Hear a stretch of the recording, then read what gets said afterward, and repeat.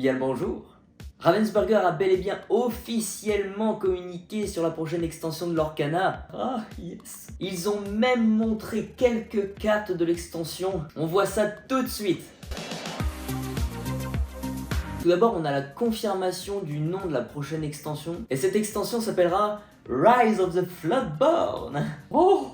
En français, ce sera l'ascension des Floodborn. Attention d'ailleurs parce qu'on avait tendance à appeler cette extension le chapitre 2, sauf qu'il n'y aura absolument pas chapitre 2 dans le nom de cette prochaine extension. On peut vérifier cette information juste en regardant le packaging. Pour le chapitre 1, vous voyez, on n'avait que premier chapitre écrit juste devant là. Et pour cette prochaine extension, on a uniquement Rise of the Floodborn décrit. Donc chapitre 2, c'est terminé, on n'en parle plus. Ils feront peut-être l'extension chapitre 2 un jour, mais ça... on sait pas. Alors qu'est-ce qu'on va avoir dans cette nouvelle extension? Eh bien déjà 200 nouvelles cartes, ça c'est déjà pas mal. C'est génial pour ceux qui jouent compétitif et ceux qui jouent tout simplement au jeu. Avec ces nouvelles cartes, on va pouvoir créer des nouveaux decks, des nouveaux combos, des nouvelles stratégies. Il y a une nouvelle méta qui va se mettre en place et ça c'est super cool. Il y a une autre information communiquée par Ravensburger. Qu'est-ce que c'est les Floodborn et d'où ça vient? Mais ça, je ferai une autre vidéo sur le sujet. Alors dans cette nouvelle extension, il y aura 6 nouvelles histoires Disney qui vont faire leur apparition pour la première fois dans ce jeu. Et ces 6 nouvelles histoires, ce sont Blanche-Neige et les 7 nains, Pinocchio, Zootopie, Basile détective privé, le livre de la jungle et Raya le dernier dragon. De mon côté, les personnages qui me hype le plus, ça va être des personnages de Pinocchio, des personnages de Raya aussi, pour les dragons surtout. Maintenant, on va regarder un truc qui nous intéresse énormément, c'est les cartes. Ah, les cartes, ça c'est important ça. Ah, les cartes, ah.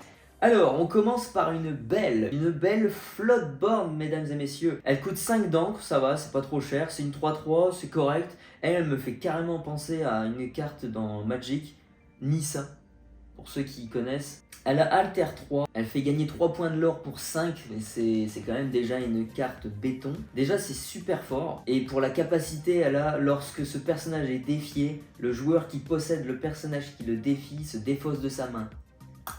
Ouh, ça fait mal. Prochaine carte. Bon, alors là on a une Cendrillon hyper badass, elle fait penser un petit peu à Jeanne d'Arc. Elle coûte 7, c'est assez cher, mais elle peut être ancrable, donc ça c'est cool. C'est une version Floodborn, une 5-5 qui fait gagner 3 points de l'or aussi. Elle a le Alter 5, et elle a aussi une nouvelle capacité qu'on n'avait pas vue dans le chapitre 1. Il s'agit de Résiste plus 2, peut-être Résistance en français, on sait pas. Donc Résiste plus 2, les dommages infligés à ce personnage sont réduits de 2. Alors ça peut être un gros tank quoi. Pour la bannir du premier coup, il faut une maléfique quoi. Déjà elle est bien tank, ouais, c'est cool. Et sa capacité, lorsqu'une chanson est jouée, ce personnage peut défier des personnages redressés. Alors il y a une règle pour l'instant dans l'Orcana, on peut défier un personnage uniquement s'il est épuisé. C'est écrit dessus hein.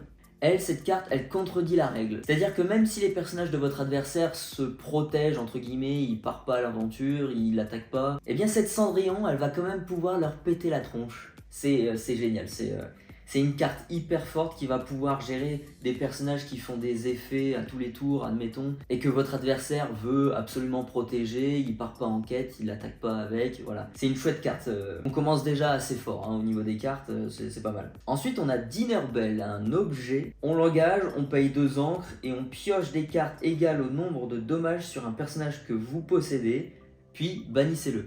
Alors c'est bien utilisé sur un personnage que vous avez qui a déjà pas mal de dégâts dessus, mais une carte rouge qui vous permet de piocher, ça c'est super cool. Ensuite on a encore une Elsa.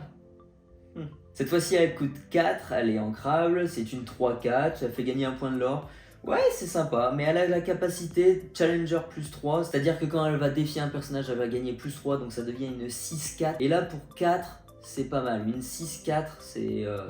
ça peut péter des tons quoi. Ensuite on a un Gaston qui vaut 6, c'est une version Floodborn. On avait déjà un Gaston qui coûtait 2 d'encre, donc là c'est une 4-4 qui fait gagner 3 points de l'or. C'est une Alter 4, donc tour 4 on peut jouer ce personnage. Et pour sa capacité, quand vous jouez ce personnage, regardez les 3 cartes du dessus de votre deck. Vous pouvez en mettre une dans votre main, mettez le reste en dessous de votre deck dans n'importe quel ordre. Ça me fait penser dans Magic à un remue-ménage ou un truc comme ça. C'est génial, enfin des cartes qui vont nous permettre de gérer notre deck et de faire de la gestion et d'essayer de piocher au maximum et très rapidement. Ça, il en faut énormément des cartes comme ça, donc c'est une très bonne carte, qui sera présente d'ailleurs dans l'un des decks de démarrage. Ensuite, on a un Merlin, oh purée, il est génial celui-là. Le mec, il a carrément plein de Patronus.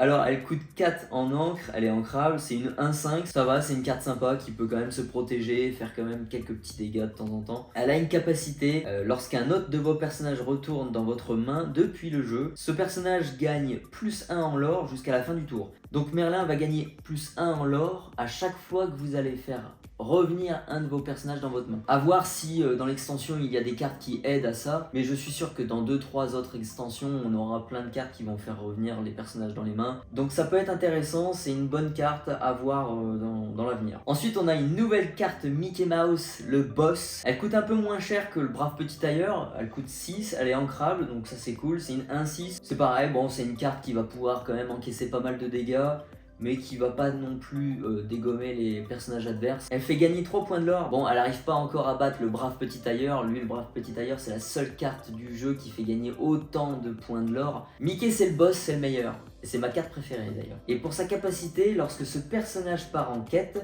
vous payez 3 encres en moins pour le prochain personnage que vous jouerez ce tour-ci. Ça peut permettre de jouer des tons avec des coups réduits en encre, ça peut être très rapide, ça peut être très méchant avec des maléfiques ou alors des Ursula, etc. Non, c'est une très très bonne carte. Ensuite, on a une Raya qui est pas si foufou pour l'instant, peut-être qu'on en aura d'autres. Elle coûte 4, elle est ancrable. C'est une 5/3, ça fait un petit peu penser à Maoi, mais Maoi est beaucoup plus fort. Et elle fait gagner uniquement 1 point de lore, c'est pour ça que c'est une carte qui va être là pour des decks agressifs et qui veulent taper, mais encore il y a par exemple Gaston qui est meilleur qu'elle, ou alors du coup je l'ai dit, Maoi. Donc ouais, c'est pas terrible, en même temps c'est une unco, donc voilà. Ensuite on a un nouvel objet qui coûte 3, The Sorcerer's Spellbook. Lui il est sympa, tu l'engages, tu payes 1, tu gagnes 1 point de lore. Je sais pas, à voir avec la méta, mais il y a moyen de faire quelque chose d'intéressant avec ce truc là en tout cas. Ensuite, pour la prochaine carte, on a une nouvelle reine. On avait déjà une reine dans le chapitre 1. Cette fois-ci, elle coûte pareil, elle coûte 5. C'est une 4/3 pour l'autre, je m'en souviens plus. Par contre, maintenant, c'est une version Floodborn. Elle a Alter 2, elle fait gagner 2 points de lore. Ça va, c'est correct. Et pour la capacité, lorsque ce personnage part en quête, choisissez un personnage adverse. Il gagne -4 en force ce tour-ci. Et choisissez un autre personnage, il gagne +4 en force ce tour-ci. Donc ça c'est cool, t'es sûr de gagner à tous les tours 2 points de lore, et puis après tu peux transformer ton petit personnage en gros ton, et au contraire diminuer les personnages adverses, donc c'est plutôt contrôle, ça va, c'est sympa. Ensuite on a une Tiana, et c'est la toute première Tiana qu'on voit, et d'ailleurs qu'on n'a pas l'habitude de voir comme ça. C'est une Dreamborn, donc ça peut s'expliquer facilement. Elle coûte 4, elle est pas ancrable, par contre c'est une 1/4, ça va, c'est des petits... c'est des personnages qui arrivent à se protéger, voilà, mais ils font pas beaucoup de dégâts, quoi, c'est le souci. Elle fait gagner 2 points de lore. Elle a également, comme Cendrillon, la nouvelle capacité Résiste +2. Le temps que ce personnage est épuisé et que vous n'avez aucune carte en main, vos adversaires ne peuvent pas jouer de carte action. Alors ça, elle serait très très bien dans un deck Stax. Que je vous explique rapidement. Les decks Stax dans Magic, c'est des decks qui vont bloquer vos adversaires. Vous ne pouvez pas faire ça, tu peux pas faire ça, etc. etc. Là, c'est pareil. C'est le temps que cette carte-là est épuisée, tu ne peux pas jouer de carte action. Vous ne pouvez pas jouer de carte action. Le Améthyste Ruby actuel dans la méta, ce deck contrôle utilise des cartes action comme Soyez prête par exemple, ou encore le Feu du Dragon. C'est des cartes qui permettent de gérer les personnages adverses. C'est le but du deck contrôle, sauf que là cette carte elle empêche ce genre de stratégie, et ça c'est hyper intéressant. C'est pour ça que c'est une très très bonne carte, c'est une carte qui m'intéresse beaucoup. On a bel et bien une carte Winnie l'ourson, elle coûte 5, elle est ancrable, c'est une 5/5 et elle fait gagner 2 points de lore. Bon, ouais, elle est sympathique, mais n'empêche que le personnage là il est hyper classe. C'est fini maintenant l'image du Winnie, voilà, un peu bené, et que du coup voilà, tout le monde se moque et que personne ne prend au sérieux, voilà, c'est fini. Là c'est un sorcier de malade, il contrôle le pouvoir du miel ancestral, il est ultra cheaté. Et on a une dernière carte, et c'est une carte chanson qui vient du film Hercule. Zero to Hero. Et bien sûr, un personnage avec un coup d'encre de 2 ou plus peut chanter la chanson au lieu de payer son coût. Et pour cette dernière capacité, on a compté le nombre de personnages que vous possédez en jeu. Vous payez ce montant d'encre en moins pour le prochain personnage que vous jouerez ce tour-ci. Ça peut être vachement intéressant pour les decks aggro qui mettent justement plein de petits personnages qui coûtent 1 ou 2 d'encre. Du coup, ça nous permet peut-être tour 3, tour 4 de jouer des gros personnages qui coûtent 5, 6, 7 peut-être. C'est vachement intéressant. Alors ma carte préférée, je pense que c'est... Ah, c'est difficile. Je dirais que la Belle m'intéresse énormément. La Tiana aussi, pour leur côté un petit peu anti-jeu et un peu stacks côté Magic. Le Mickey est vraiment sympa aussi, il fait gagner énormément de points de l'or et on peut payer moins cher nos personnages juste après. Donc voilà, la Cendrillon elle est hyper badass. C'est très difficile de choisir une carte là-dedans. Parce qu'il y en a des très très bonnes quoi, mais j'hésite entre Belle et Cendrillon. Ah, c'est chiant, bon c'est pas grave, on s'en fout. Ensuite, qu'est-ce qu'on aura comme produit pour cette extension? Eh bien, on aura à peu près les mêmes produits que pour le chapitre 1. On a la fameuse display qui est vachement dark, elle est classe au possible. Dessus, on peut voir des personnages comme Raya, la bête ou encore la reine de cœur. Ensuite, on aura aussi un Illuminir Trove, et d'ailleurs, sur l'Illuminir Trove, on peut remarquer qu'il y a sur le côté le personnage Shere Khan. Donc on aura obligatoirement une carte Shere Khan dans cette apparence là. On aura aussi 2 decks de démarrage cette fois-ci. Alors pour le premier on aura une reine et Gaston en ambre et saphir. Et pour le deuxième on aura Merlin et Tiana en améthyste acier. Ils m'ont l'air d'être intéressants. Peut-être un peu plus intéressant que les premiers decks de démarrage pour le premier chapitre. Gaston, on avait vu qu'il faisait de la pioche. La reine, elle permet de gérer la force des personnages adverses et de gonfler les nôtres. Donc un deck un peu contrôle peut-être, ouais. Et pour le améthyste acier, c'est plutôt agressif avec le Merlin qui peut potentiellement faire gagner énormément de points de l'or, à voir comment c'est construit à l'intérieur. Et la Tiana qui empêche les adversaires de jouer des cartes d'action, ça c'est... Voilà, ça c'est le stacks, voilà. Ensuite, on a les tapis de jeu qui sont hyper classe et moi je craque déjà pour le tapis de la bête. La bête est magnifique et on aura cette carte de la bête en mode un peu gargouille là, dark avec des éclairs derrière. Franchement, il est super classe, ça va être mon tapis préféré, ça c'est sûr. Le Winnie aussi est super classe, comme on l'avait dit avant, le magicien qui maîtrise le pouvoir ancestral du miel. Il est ultra classe, franchement. Et bien sûr, on aura aussi des petites pochettes et les deck box, Sissou et Mulan. Et enfin, pour le dernier produit, on aura une boîte qui ressemble énormément à la boîte cadeau qu'on avait pour le chapitre 1, sauf que cette fois-ci, ce n'est absolument pas une boîte cadeau.